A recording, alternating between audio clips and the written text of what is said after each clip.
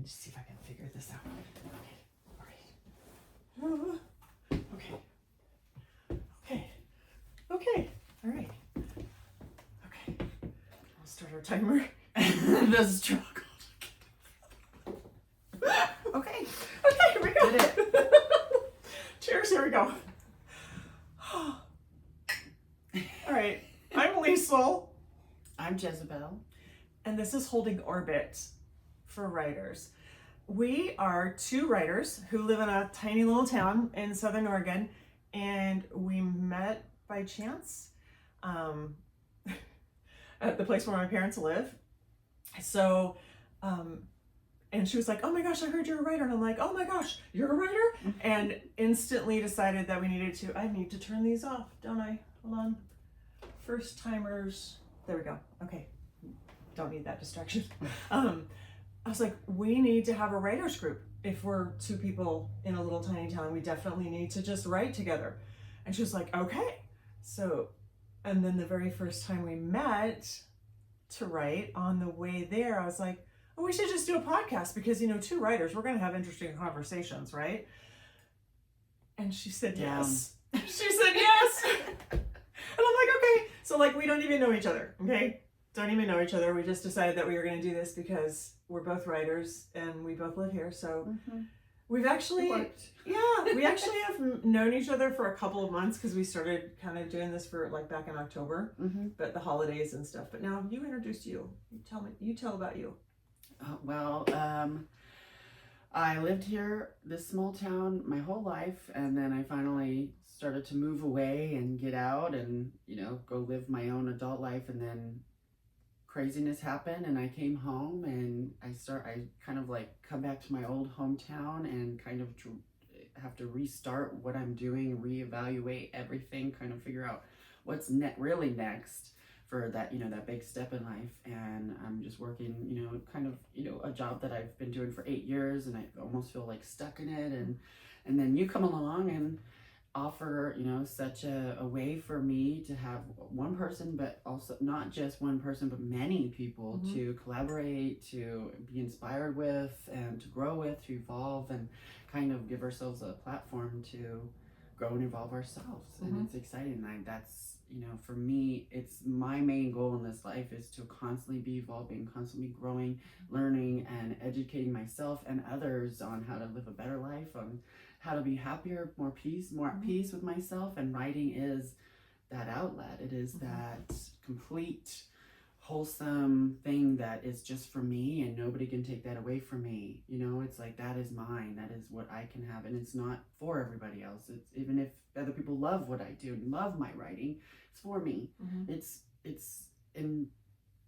just inside coming out. It's that colorful rainbow. It's that everything that we need. And that really encompasses why this is so important to me, because I love getting out of that funk, that void that I catch myself in quite often. And I think that's just normal for writers. It's normal for anyone who's an artist, a creator, to fall into the crushing realities of the world instead of trying to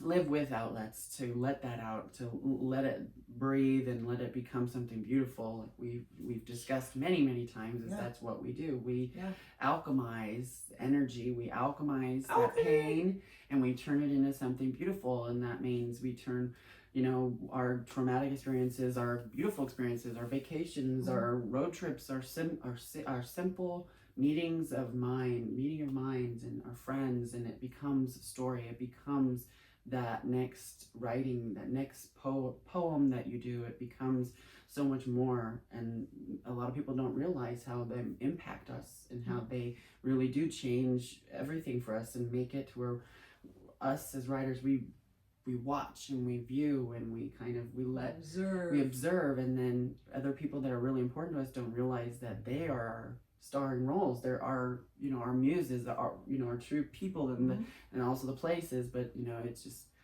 so it's so much. But definitely I can't describe myself any other way than words Words pour out. Words do. You know, I just say everything and let it go, let it flow. But I definitely, I'm getting carried away here with that. But that's what we do. Yeah. We get carried away with an idea, and then it turns into 50. Oh, yeah, exactly. Well, and I'm Liesl Garner, and I am a poet. I have a poetic mind, so I guess I see the world from a poet's standpoint. I love Billy Collins. Billy Collins was a poet laureate. He still is. He's still he's alive, but I mean, he was a poet laureate twice, and I love the way he writes. And one of the things he talks about is that poets are always standing at their windows looking out. Poets always are standing at their windows looking out. I'm like, yeah, we've got to look out. We've got to look at the world, because that's where we get our inspiration. Every little wisp of a tree, like the wind blowing through a tree, you know, can be, you know what I mean? Like every single little thing is inspiring. So yeah, I'm a poet, so I get the sea foam licking your toes. Yeah. No, and actually I was just writing about it this week because, you know, in the midst of, you know, everything, I was looking up and I was looking at the stars and I was looking at the clouds, and I thought back about, like, from all the history of all the world, right? Of all the writers and poets, they've all lived through whatever chaos, right? All the chaos. From, you know, from the dawn of time and through every generation, and from every, you know, there's never been a time when, you know, people looked to their leaders for hope. That we look to our artists for hope. We look for our writers. We look for our poets. We look for the, you know, the symphonies that, you know, spelled out what was happening when poets couldn't. You know what I mean? Love music. So yeah, our artists are what drive us, and I am babbling too. So okay, anyway, so I have a book that got published in 2020, and I was a part of a poetry slam group here in Southern Oregon. Before that, I was part of the Rogue, what was it called? The Fringe Festival down in Fresno. And that's just a once a year thing, but I put on a couple of shows there and it was really fun. And it was the first time, it was like in my late 30s, I did that. And it was the first time I'd ever read any of my stuff out loud in front of anybody. And then I did it 4 years in a row and it was like, I like this, you know. And then won a prize and got a book published. So, and now I'm just sort of sticking to it. I really want the community of being able to do it daily, you know, because my brain is always writing, you know. When I met you, I'm sorry, I just got tea on my hand. You and I met right after I had left a position that was extremely stressful, commission sales. I was, you know, working way too many hours, stressing myself out, and just working all the time. And I never had any time, and I wasn't writing. And of course, that's, you spiral, right? I spiral when I'm not writing. I had just quit that in August, and then you and I met in October. And I was like, all of a sudden, all this creativity was just pouring out of me every single day, like new poems, essays, just every single day. And I'm like, like I need a container, I need to put this somewhere. Yeah. So you and I met right when that was happening. It's just that it's kind of like divine intervention, you know. Oh my God, the shooting stars. Yes, the shooting stars. Okay, so the night we met, so we were supposed to meet after work, right? And as I'm driving to see her, I see in the sky shooting stars. Like it's like hanging. It's like a, what's it called? A meteor? Is that what it is? Yeah, a meteor shower. A meteor. It was just a meteor just hanging out. I mean, for the longest time, I'm like, oh my God, that's something really important. And I had to go home and look it up. And it was an actual meteor. They named the names of them. And I'm like, on the day that I met Jezabelle, I saw shooting stars. So something grand and glorious is bound to happen. It is grand and glorious. I think that this valley is so small, but it also comes with a lot of beautiful, artistic, you know, some of the most vibrant souls out there, and it's always brought opportunity that I never thought would be there. Well, and the scenery. We live in a postcard. Well, we also live, we yeah. live in a postcard. Oh my gosh. Okay. There's one section of road that when you get onto this little overpass, all of a sudden the whole world melts away. It's just you in this one road and mountains all around. That's all you see. And every time I get on that road, it's like, like my, like this huge intake of breath, like my heart just soars. I get lost around here. I get lost more in the actual like people of it all, because I'm such a I am a people person. Mm-hmm. I don't want to be though, because I get so, it's so overwhelming to be a people person and also an introvert, you know, someone who's, you got to be like, I'm both. Girl, I'm 50, I feel you. 50. It's like I go from being, everybody's best friend to needing to never talk to anyone because I have so much, like, it's just, I give so much that I don't have enough to do anything. And so I have to re-establish all that energy, bring it back to myself. What I wanted to say is I am like the moon. I go in and out. When the new moon comes, I close my doors. I am quiet. I am more introspective. I really start to try to work on, healing the parts of myself that I'm, that are harder to deal with, and the emotional and the, the pain. And then once the full moon comes back around, I'm back out of it. And I have this flourish of energy and creative energy and also just healing energy, really. And it flows from me. And that's a big part of why I do what I do in caregiving and taking care of the elderly, because it is a part of that energy that comes out of me, and that creative energy is what flows into the times that I write, because I'm not I'm trying to be more persistent with my writing. Like we've gone over a few times, is like I go in and out, and I want to not go in and out, but at the same time I respond to myself. I know me, and I live by that, and I'm trying to not change it all of a sudden or try to be different this new year, new me, all that crap. Oh, yeah, I want to slowly evolve and be persistent with even the hardest, just doing every day. My new kind of like motto is, it's always hardest to do the right thing, to do the right thing for yourself when it is a difficult decision. It is harder to do. It is, you have to work, you have to be courageous, you have to have that persistence, that gumption every day to be a better person in that hard situation. You can't, and a man can only be brave. This is from Game of Thrones. A man can only be brave in a time that he's afraid. Oh, you're right. Oh, so good. So good. It's been resonating with me so much, because I'm realizing in what I do, you make a decision every day, seeing what people go through. I make a decision myself to put myself and sacrifice a part of myself to do things that I wouldn't do for anyone other than the people that I work for. And I try not to view it as work, but it is. I have to at the same time. But that always correlates into my writing, because it is something that's so important to be brave in this world and to see it, and that's why it comes back to me being a people person. I like to view others and how they come up with, how they deal with challenges and opportunities, and see it from their lens, and I learn from others. I learn how to be better. And see, I've just been such a recluse lately. Oh my gosh. And reclusive inner tower. Oh, so total recluse, totally. I didn't even realize it until I was talking with my sister. She was like, well, it was the pandemic. And I'm like, oh my gosh, you're right.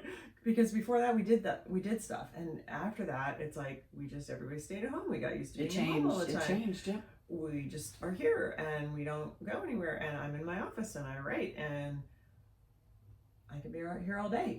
Honestly, I don't go anywhere, but I always go out for a drive. That's my, I go for a drive.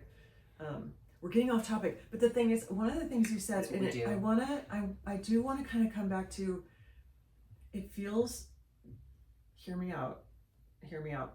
It almost felt like you were coming at writing like it's this challenge, it's this thing you have to tackle, and there's times for that, right? I guess I guess I've been dealing with my muse for years, right? Decades. And so, yeah, sometimes it's a wrestling match. But I feel like it doesn't have to be. It can be a lot gentler. It can just be a habit like brushing your teeth, you know? Habits, Like you have to brushing form your the teeth. habit. Well, yeah, and forming that's it is hard. persistence, and that's Right. the hardest part for me. That's the hard part. Yeah. I mean, I have a friend who's, dealing Breaking with, one and starting a new. yeah, I have a friend who's dealing with a 9-year-old. It's like, hard to brush your teeth. I remember when 10-year-olds, hard to get them to brush their teeth, remember. But, once you know that that's what you do every day, like I can't even imagine getting up and doing anything but just going and straight brushing my teeth. That's the very first thing you do. And so if you have your habit of like, you do your gratitude, you write 3 things you're grateful for. Mm-hmm. And I've been doing that for years, and I got out of that habit when I was in that job because they had a whole nother morning routine they wanted me to do that was business. And I'm like, it totally wrecked my writing routine. You lost your, yeah. But 3 things I'm grateful for, and then 3 pages of writing, like, from the 12, whatever that book is. That's another book. We're not on that one yet. The Artist's Way. The Artist's Way. She talks about doing morning pages, 3 pages of it's just a dump. You're not actually trying to write anything. Because you know what? That's the thing. You were talking earlier, before we started taping, about being afraid to write a little bit because you're like wanting it to be so perfect, or something like you're afraid to, like, not afraid that way, but like needing it to be perfect because it's supposed to, you're going to be famous. You know what I mean? Like when what I was saying is that we have visions of grandeur instead of being humble and just knowing that what we're creating is something from our hearts, our souls. Yeah. It's not about being famous from it. Not that I'm afraid of it I need it to be perfect, because I don't. Yeah. I know that's never it's not going to be perfect. It's human condition. We're organic beings. We can never be perfect. Nothing we do is perfect. But we can strive for excellence. But I also, that's not what I was saying was that that's what I love about that. Just the introduction of Bird by Bird was really humbling to realize. The very end was just like, she teaches her students that being published isn't this glorious, grand fame thing that it is in your head. Mm-hmm. It is also, being degraded and ridiculed and told that you suck or whatever, the hard parts of what, reality is, because there's no such thing as a perfect world where you could become famous from writing a book and then everything's perfect, and then you make a bunch of money from writing books. That's unrealistic, like it was saying. And so that's what I really loved about it, was just to realize that I didn't have that pressure on me anymore. I don't need to have that pressure on me, because I want so much to, like I said, to be seen, to be heard in this world, to be remembered. And that's what's important to me, is not finding glory and fame, but to be a part of the world forever, and to live on through something I created, my art, my passion, my magic. One of the things that it just kind of dawned on me, it reminded me of my boys when they were little, and they were reading that series. It was Captain Underpants or some kids. There was Captain Underpants. Yeah, there was something like that. Some kid book that was all the rage. All the kids were reading it. Yes, it was. And there was something about cheese, like putting cheese on people. I don't know. That was Diary of a Wimpy Kid. Diary of a Wimpy Kid. Yeah. Diary of a Wimpy Kid. Cheese Touch. Yeah. Okay. So they were reading that, and they both wanted journals, right? So I got them journals, and they wouldn't write in them. I'm like, what are you doing? And then they would do art on like notebooks and like just one little thing on a page and then turn the page. And I tried to show them like the notebooks of Leonardo da Vinci and how he'd like do this and then doodle over here and doodle over here and doodle over here and fill the page, and they're like, no, just one little thing on one page, one little thing on another. That's how they draw. But then they wouldn't write anything in their books. And when I finally asked, I'm like, what is going? They're like, well, until it's really good, because someone's going to find this diary and they're going to publish it, and I don't want to look like an idiot. So I can only write what's like really good. I'm like, oh, what kind of pressure is that? Like, gosh, no, just write. Because you know, when you're a writer, and I think it's really starting to dawn on me more and more and more that we're constantly writing. Our brains are in the background. 6,000 to 60,000 Constantly images, writing. words, flashes of different things. Yeah. That's our brains are constantly creating and fixating. And as writers, like, I call it percolating. It's like something that's just like, ooh, it's burbling, and like sometimes I can capture it, and it's like, ooh, and then it goes away. You know, it's like, oh gosh, you know, and it's like, but it's in there, you know, and it kind of, and oh, it'll come back around again, and then, you know, and if I'm smart, I write it down. If you're actually thinking in that moment and doing what's right, you write it down and remember it, because then it's gone forever. If I'm not driving, and the worst, because I'll be driving, I'm like, okay, that's a great thought. Remember that. I'm trying to remember. Oh gosh, no, you're trying to get it back. No, it's the worst. I've only been told My one way brain to is a remember sieve. things like that. About this substitute teacher, and I remember because it reminds me of every psychology class I've ever heard of, or my sister told me about, or people have told me about. Is like, is use your body with it. So it's like you go like this, and it's like you're trying to remember something. You say, you know, like I try to remember. Sometimes I'm like, okay, I gotta go get that person coffee. I'll be like, coffee, get coffee, get coffee, get coffee, and it something about doing the physical motion. It'll help you keep it in your brain. Like, I don't know, something about that. Not saying it always works, because I still forget the coffee sometimes. Gosh, no, I don't know. My brain, I'm reconciled to the idea that my brain is a complete sieve. It's like in and out, just gone. And it's, you know, Works too fast. Yeah, and just then goes it's fast. like, oh shoot. Well, but it's like, it's always telling stories, you know. And I know that, like, when I was little, I was always in trouble for having my head in the clouds, you know, my head in the clouds. But that's where I played.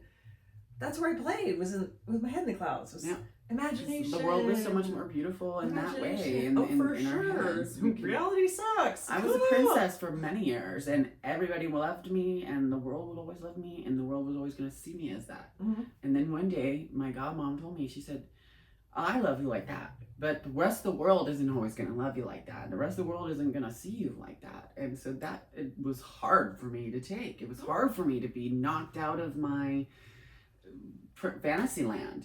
But then one day I realized I don't have to stay out of the fantasy land forever. I just have to do it 8 hours a day, and then I can come home and I can go back into my fantasy world and create something beautiful. And it's just for me. Just for me. Like, I can create this. And what I've been working on for a few years now is, a fantasy series that is about my life. And now I'm like, okay, not that I'm switching what I want to do, but I really think that how I'm going to go about it now is to explore other avenues of how I write, and not in fantasy. Do something different. I'm going to change it up.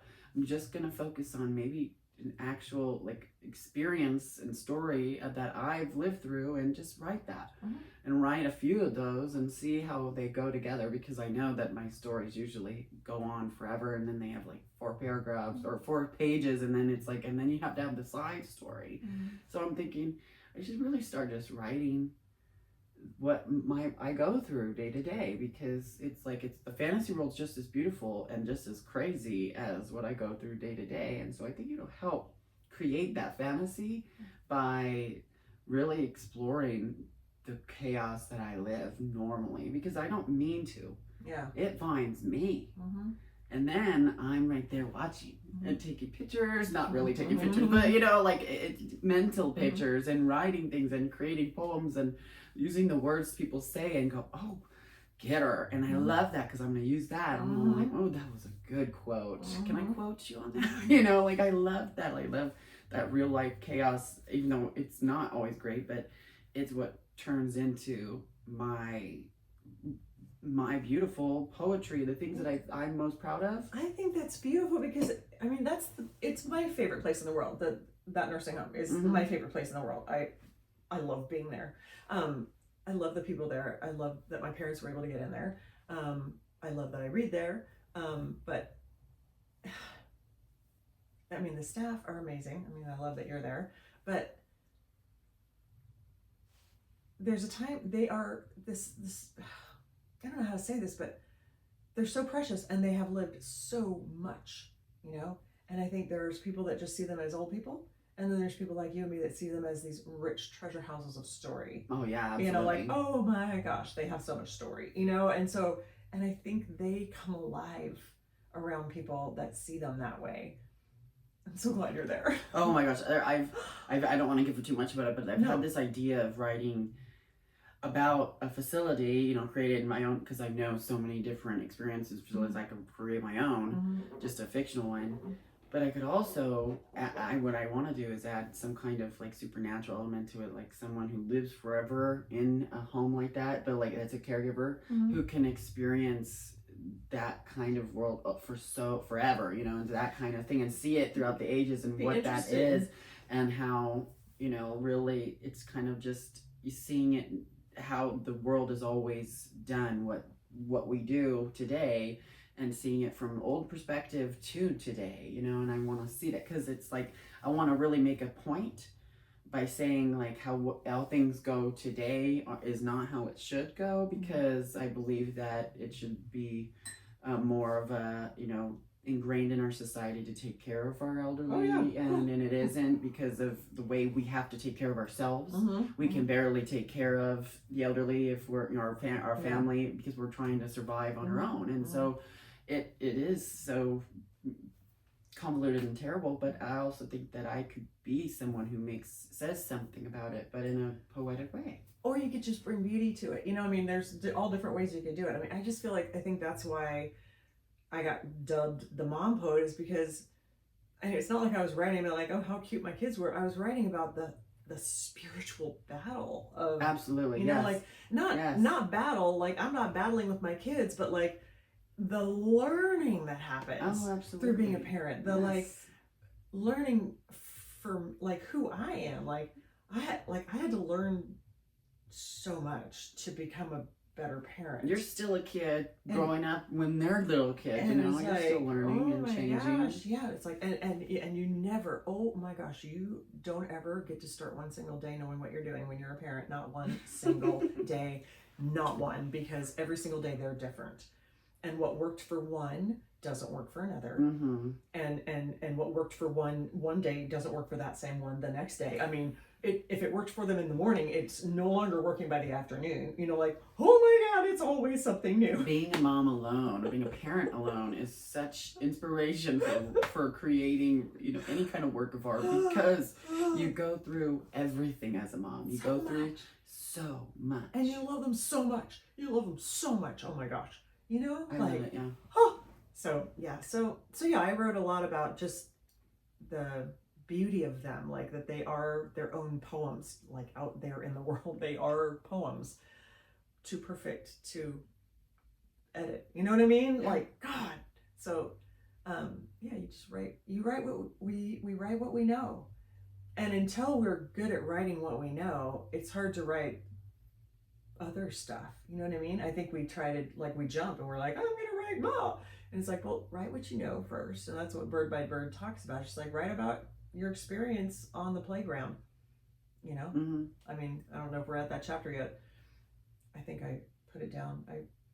Are we supposed to have gotten through the first chapter? Let's do that for next week. Let's do that. I just read the introduction, because I remember you saying, I don't remember if you said to do what chapter or what. I remember you said do one, and so I just did the introduction. But it was good. It was good. It was like hearty, and at first I was like, all right, listening, and then it got. And my favorite part was like when she realized, you know, some of what her father was writing, and it's just like, oh, this is good, and I'm like, oh, me too. I love that, because and I love that. There's a lot of like mirroring of my life with hers. I've seen a lot of this, like the same age and when she was 23, her father was diagnosed with brain cancer. And so when I was 23, I lost my father. And so, you know, there's that polarity there, that like that mirror. And then also, what was the other one? I'm so sorry. When she found, thank you. But when she found what her father was writing, I was like, at one point I found what my mother was reading, and so on her desk, in her room, like her little, you know, she had a little shrine to it, and I thought it was just like, you know, I always, you know, love beautiful men, so I want to take a little look, see, you know, and then, saw some things, so, but that's what I love, that now I'm an adult and I could go down that route. I could kind of look into more, kind of steamy writings, because I think life is steamy and I'm good at that. I'm good at, being a flirt and understanding men and women and the dynamic of, intimacy and beautiful, the fire and passion that comes within new relationships. And I gotta tell you. Oh my God. Okay, so I wrote a steamy poem once. Oh, I wrote a steamy poem about my husband. So, but then, okay, isn't it like 3 pages long? No, it's like, yeah, but the thing is, I ended up having to pull it out at a slam. Yeah, I didn't mean to. That was never going to be read in public. It was so steamy, like, oh, and then, but okay, it's not the one you read to me. No, it's a different one. No, it's a different one. Oh, so it was like back in the day. It was back in the day, but so we had this poet that was up there, and he was bringing it. So after the first, okay, so I knew I was ahead in points after the second. I was ahead in points after the second round, right? I knew I was ahead in points, and then this guy gets up there, and he's like, he's got the whole road. He's got this hat on. He's just like, I don't know what he's doing, but he's dancing, right? He is performing. All I do is stand there and read. He is performing. He's got the whole place vibing, right? They're like, yeah. And I'm like, oh no. He has the whole place going. He gets a 10, 10, 10. All, 10s across the board, 5 10s. Yeah. And they dropped the highest and the lowest, so he got 3 10s. And I'm like, oh, I gotta bring it. If I'm gonna beat that, I gotta bring it. So I get up there with my shaky knees and the page like literally just flapping in the wind, reading this super steamy poem, shaky knees, and I beat him. Oh yeah, I beat him. It was the shaky knees. It really shows how you were into it. But no, but I got 10s too, and I was like, what? You were dancing too. It was the first time I ever won a slam, and it was like a packed house against him. Because you let everyone see you. That intimate part. Yeah, it was steamy. I gotta be steamy. You let it go. I was steamy. Pick it up. All right, we gotta go because it's overtime. But you know what? So here's what we want to do. We do meet. We wanted to meet once a week, and we're gonna start meeting. And we've got it scheduled for next Monday night at 6:00, and it's just kind of an open forum. Okay. Then, but we'll still kind of have some of the same kind of things that we do. Like we'll talk about a book, and right now we're going through Bird by Bird by Anne Lamott, and I have it right here, so I can show it to you. Bird by Bird by Anne Lamott, and it's brilliant. It's wonderful. And we're just starting, so we can start over again. I'll be starting over at the introduction again, just to be on track. Oh yeah, she's amazing. I like that. So start there, and then we can just discuss it, and that's what we're doing for now. And then we'll talk about writing.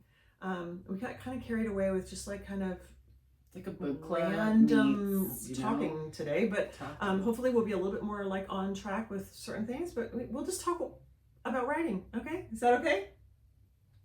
Keep coming back. Mm-hmm.